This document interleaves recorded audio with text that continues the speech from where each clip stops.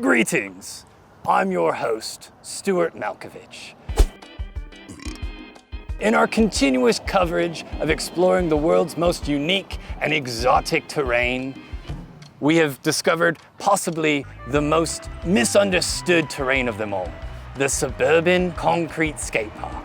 I want to get a better sense of what goes on, and to assimilate with this culture, one must become a skateboarder themselves. So follow me as we discover the skate park. The modern-day skateboarder is a marvelous creature, one that has quickly adapted to an otherwise unforgiving landscape, the skate park.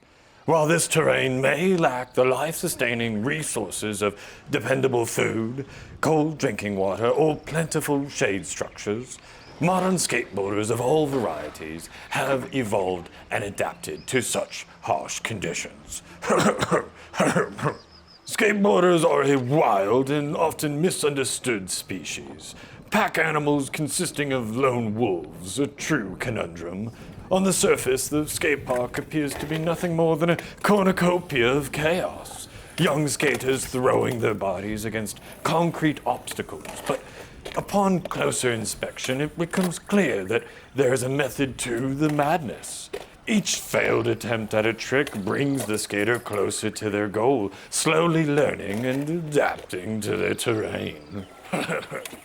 Researchers have studied a ritual practice known as a high five, where skaters will lightly slap the palm of another skateboarder. While it was once believed to be a sign of aggression, especially when paired with hollering and board smacking, new theories state that it could actually be the opposite, possibly a sign of encouragement. If this theory stands, it may mean that these creatures are far more intelligent and social than previously thought. While it is true that no two skateboarders are identical, there are a few basic archetypes that a majority of this species can be categorized into, starting with the North American Grom, or Grom for short. Groms are young, high-energy skaters that balloon the population of the skate park in the hot summer months. Easily identifiable by their large, ill-fitting helmets and bandages on their arms and legs, and elbow pads so large they rub up against the Grom's wrist guards.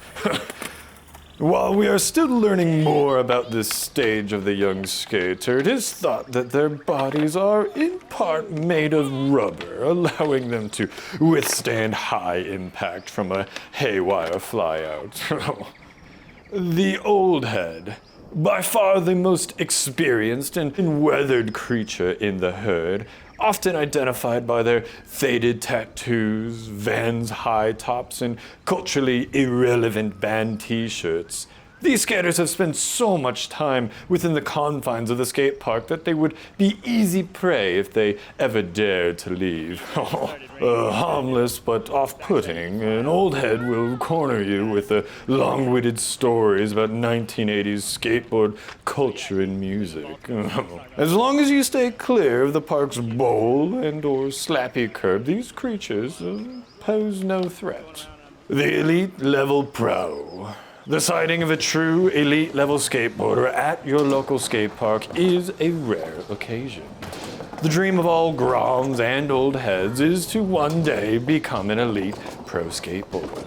Known for traveling the world in private jets, writing off caviar as a business expense, and icing one's autograph hand routinely due to overuse, the elite skateboarder can be identified by their fresh gear, constant jet lag, and by their use of the phrase, "Hey, can you film this? I have to post something for my Instagram. Thank you." Here we see a young ripper challenging the pecking order of an old head and elite pro by attempting to match their blunt fakies on a precarious-looking ramp. This young ripper, no longer a Grom and not yet an old head, must let their skating do the talking as they establish their position within the crew. The pressure is immense for this young buck to, quote, land or slam for the sake of the clip. Eventually, the young ripper is successful in their attempt and is allowed to stay amongst the herd, at least for now. Claiming of territory within the confines of the skate park can be crucial for the egos of some who occupy it, especially the old heads.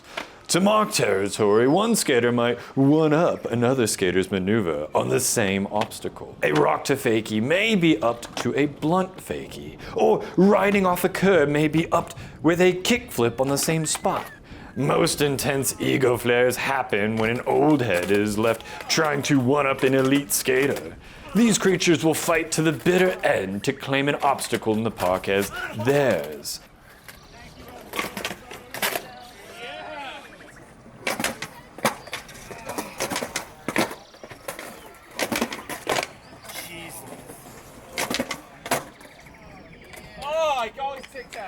As the battle for skate space superiority intensifies, so does the level of taunting and excuse making.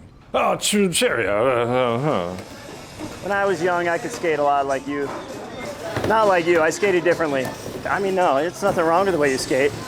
Are you gonna drop in from there or the extension? This might give you too much speed up here. Look, it's not taunting, dude. I just want to tell you, I learned to skate on vert, and it was like, 10 foot, 3 feet of vert. So this is like really weird for me to do my tricks on. Was it weird learning to skate when all the dinosaurs were watching you? Do you ever, like when you're skating, do you get on top of the ramp or do you keep all your tricks inside? Much like you, I like to keep everything bottled inside until it explodes. Alas, our time in the confines of the skateboarder's home has come to an end. A peculiar creature that seems to bring up more questions than answers. If you see a skateboarder out in the wild, please remember, they are more afraid of you than you are of them. And please, do not attempt to keep one as a pet. They do bite, and they do smell. That's it for now.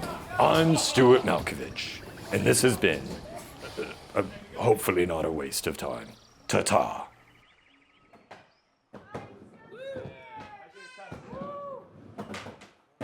Do it! First try! Get it! Do it!